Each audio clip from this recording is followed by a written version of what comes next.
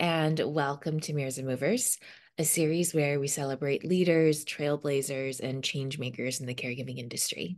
By sharing their stories, we hope to shed light on the importance of caregiving and the kind of work that's being done to build a better world of care.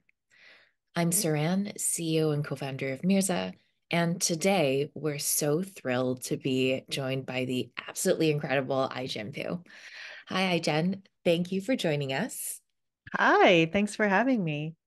So, would you please introduce yourself to our audience and tell us about your very, very important role in the care space? Sure. I'm Ai-jen Poo, and I am the co-founder and president of the National Domestic Workers Alliance. And I'm also the executive director of Caring Across Generations. For the last 26 years, I have been organizing with women who are on the front lines of the care crisis to try to build solutions and policies and systems that can support us to take care of the people we love, and also the caregivers and care workers who are responsible for that care, figuring out how we support them as well. I get up every day and think about how we care for each other and our caregivers too. Will you share your story? How did you get involved in this work in this space? Whenever people ask me this question, it feels like there should be some kind of linear story, but I think my story is not that different from anybody else, which is that from the time I was born to today, I rely on the care of others. My grandparents played a huge role in caring for me. My mom sacrificed so much to make sure that I had care as she was a new immigrant and starting out in her career. And then as my grandparents, who were so important to me, started to age, I was a part of trying to find care for them and watched the struggles and felt the struggles that millions of families face every day, finding, affording, managing the care that they need. I also feel like there's this whole part of caregiving, which is essentially the foundation of our economy, the care that we need for our children or our parents or our loved ones with disabilities or chronic illnesses. That is part of the economic force that allows for all of us to participate in the economy. And it's treated as invisible. It's really taken for granted. And we don't even think about it. We've never valued it. We've never really invested in it. And when I was a college student in New York, I would see all of the nannies in the parks and playgrounds in New York and just think to myself, oh my goodness, this is the army that powers the global economy. At the heart of it all is these immigrant nannies who are doing the care that makes all of the work possible. And so just between my personal experience and what I observed as a human in the world and being a woman of color, a granddaughter and daughter of immigrants, just feeling like this whole part of our lives and our economy was not getting the kind of investment and support that it truly deserves. That's kind of the journey I've been on, is to find a solution to that problem. I absolutely love that. And thank you for sharing. There's something that, as an immigrant kid and raised by a single mom, there's so much that resonates that reminds me of we all have these stories of the sacrifice in caregiving. And one of the things that I absolutely loved that you very intentionally did at CareFest and would love if you share more about it is bring images and culture and stories of the joy as well. Would you share more about that work and what you envision for the future of care? I believe care is the most fundamental and first atomic unit of human existence. And part of, and I think one of the first atomic units of so many of the crises that we live with today have to do with the fact that we haven't put care at the center of how we organize our lives and our society and our economy. But if we were to reorganize everything, to revalue care and put it at the forefront of how we think about the future, so much more might be possible. We would have different kinds of human connection and relationship. We would have a workforce to support a dignified quality of life for every single one of us who needs support in order to work or to live with dignity as we age, or and then all of those care workers and caregivers who right now feel so alone in the work that they do would realize that they're part of this incredible web of life that is so essential and so valued in our society. And it would uplift all of us. It's as if the true force that would lift all boats in our world. And what we did at CareFest, so CareFest was a gathering that my organization organized in November of 2023 that brought together leaders across business and philanthropy and the entertainment industry and the world of advocacy, all of us, and with so many caregivers and care workers and people with disabilities who rely on care and provide care, older adults, everybody all together under one umbrella, really talking about and imagining what we need and finding the strength and the joy and the power in this connection that is care, that is so universal and so potentially positive. Because we haven't invested in it as a society, it's become really isolating and lonely for too many people. And I think what we realized is that we don't have to be isolated, that this is actually the greatest connector in all of human history. And we felt that in the room. And so I think what we want to do is build the kind of future, culturally, policy, and otherwise, where we really value our caregiving relationships and we see each other as whole human beings who both rely upon and provide care, and that investing in that, supporting that should be a top priority of our society. So, can you share any? We talked a bit about the work you've done towards the end of last year for CareFest. That is a months long, I should not just say towards end of last year. That is a absolute immense lift. So now what's upcoming? Can you share any initiatives and projects that you're currently now undertaking that you're excited to improve the work of care? Yes, we are part of an amazing coalition called Care Can't Wait that brings together everybody who cares about childcare and paid family and medical leave and aging and disability care, which is basically all of us. All of us are touched by one or more of those issues. And we have been developing a plan to reach millions and millions of voters this year to help them see that there are real solutions to the pain points that they feel when they're trying to afford or manage care. And that these are solutions that not only exist, but if they vote, can be our reality, can be our future. So we're obviously in a big election year, and we want to make sure that every single care voter out there knows the power of their voice and their vote. And so we're going to be doing a massive public education campaign called Care in Common. We're going to be talking to millions of voters as a coalition.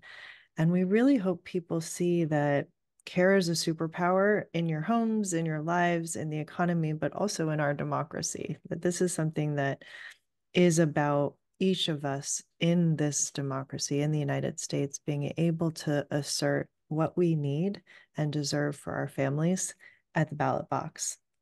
That is very timely and important this year. I think every single election cycle we feel this, and there are no off years, right? It's so many election cycles that we see the many opportunities to drive awareness and actually motivate people to vote on this area because it Mhm. impacts every single one of us. Yeah, this isn't a partisan issue. This is a human people issue. 100%. Yeah. Yeah. So, in your opinion, what are some of the biggest misconceptions or stereotypes about the care space? Well, I think people don't realize that the fact that they're struggling to afford childcare and it feels impossible to, like, the numbers just don't add up, or the fact that it's so hard to find care for your parent with Alzheimer's or your loved one with a disability is not a failure or a fault of theirs. People really have internalized this idea that if I can't find, afford, or manage care, it's because I did something wrong. I failed in some kind of way.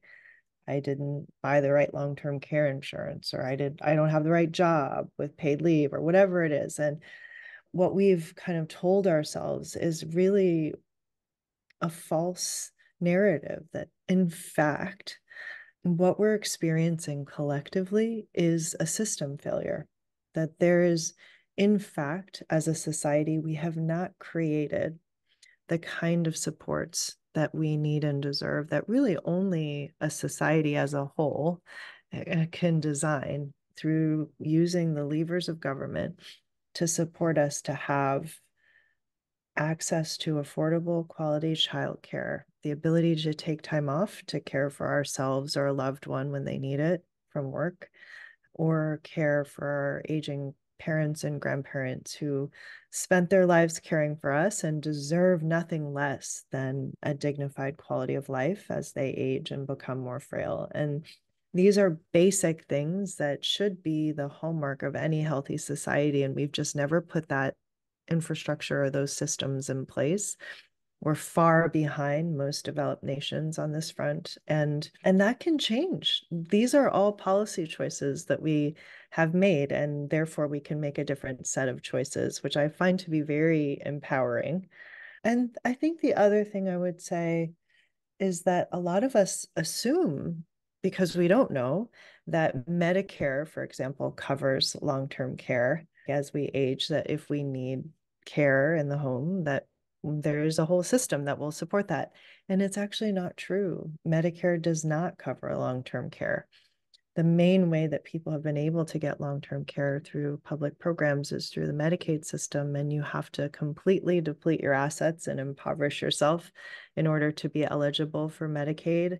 And even then, in a lot of states, there isn't the infrastructure for home-based care. It's just institution-based care. And most of us don't want to age or live in a nursing home or in an institution. And so we have a lot of work to do to create the real choices that we expect or that we think exists that currently don't. Are there any current policy solutions that you see in the landscape that are particularly exciting to you? Well, there has been a very active discussion in Congress for the last few years about expanding access to home and community-based services for older adults and people with disabilities, about raising wages for direct care workers so more of our care professionals can sustain in these jobs and support their families, for establishing a federal paid family and medical leave program of at least 12 weeks. Right now, 4 in 10 moms go back to work within 2 weeks of giving birth because they don't have paid parental leave. And we are one of few countries in the entire world that doesn't have a federal mandate to give people time off to care for themselves or their loved ones, including after giving birth. So we're long overdue on that front. And then there's also a huge push to make childcare more affordable and accessible, including strengthening the workforce, so that we don't have to spend more than, say, 7% of our income on childcare, whereas a lot of families are spending upwards of 30%, 35% of their income on childcare. And the numbers just don't add up for families today. Yeah, the numbers don't really add up anywhere. Childcare as a space as exists, the business model doesn't work. That's right.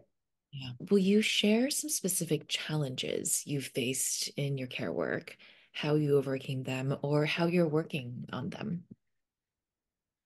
I'd say one is that sometimes when we think about policy solutions, it becomes very zero sum very quickly, where people will say, well, it's either childcare or paid leave, or it's either aging and disability care or childcare, and kind of pit these different programs against each other. And the truth is that we experience the need for care as intergenerational families and even non-traditional families. And we are going to need these different programs at different times in our lives, and they're not replaceable. And what we need to do is really think holistically about how we put these programs in place in a way that supports the many different shapes and sizes and generational makeups of our families in today's America.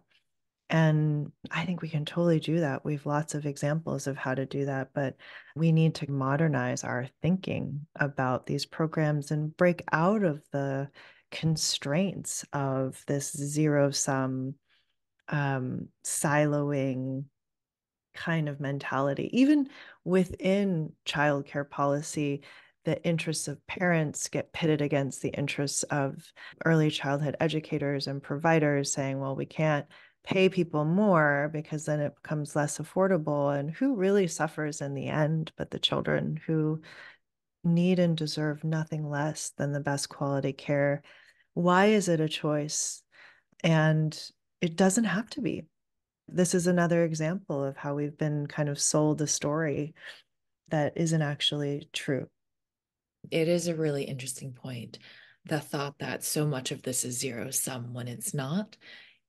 And we see this in many areas where we're asking for something that is overall expansive. We see this in social justice movements. We see this in so many different spaces. And I love that this is a space that you're really trying to push that message. I want us to declare this is end of the era of false choices. 100%. Can you share a memorable success story or experience from your work thus far in the incredible decades of movement building? Yeah, there's so many. I feel so lucky to be in an organization and in a movement where wins. We have proven time and again that through coming together as a caring majority of people who are directly affected by the need for care, we can totally expand the realm of what's possible. And first started organizing domestic workers in 1998. And people said it would be impossible to organize domestic workers. And then when we launched a campaign in 2000 to pass the Domestic Worker Bill of Rights in New York, people said it would be impossible. And the governor signed the Domestic Worker Bill of Rights into law in 2010 in New York State. And just a few weeks ago, the governor of New Jersey, Governor Murphy, signed the 11th Domestic Worker Bill of Rights into law in a signing ceremony surrounded by people with disabilities, parents, employers, workers, all of whom had come together to say this work is important enough to us to fight for it to be protected in the laws in New York. And we now talk about care workers as essential workers. That was not, that didn't seem possible. And so the next phase is making sure that we actually treat care workers as essential workers, not just in name, but also in compensation. And that we look at this issue holistically. I remember people saying that long-term care is like a pipe dream in this country. And Washington became the first state in the country to enact a long-term care benefit, which I think is so exciting. And we passed a bill through the United States House of Representatives that included $150 billion in investment in expanding home and community-based services, including raising the wages for the workforce. Just a few years ago, we didn't get it across the finish line in the Senate, but we will. It's inevitable. It's just a question of when. And so we'll keep making progress, but there's just so many examples of how when we have come together, the movement has grown and taken action and continued to organize and advocate. We have continued to expand the conversation and what is possible in the wins. Thank you for sharing all this. I am feeling that sort of a expansive happiness and really exciting to keep moving forward in this way and see those wins. So, to wrap up this interview, I've got some rapid fire questions for you in our lightning round. Are you ready? Sure. So, can you describe caregiving in 3 words? Dignity, human interdependence. What's your go-to fact or statistic about caregiving? 10,000 people turn 65 every day, and 10,000 babies are born every day in our country, and they deserve an infrastructure to support them to live well.